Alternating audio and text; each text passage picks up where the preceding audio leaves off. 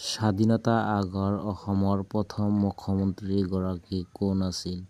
Option A Tarunram Phukan, option B Syed Muhammad Saadulla, option number C Gopinath Bordoloi, option number D Renuka Devi.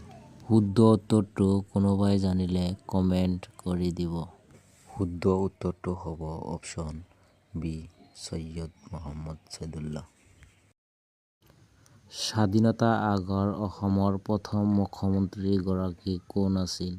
Option A Tarunram Phukan, option B Syed Muhammad Saadulla, option number C Gopinath Bordoloi, option number D Renuka Devi. শুদ্ধ উত্তৰটো কোনোবাই জানিলে comment কৰি দিব।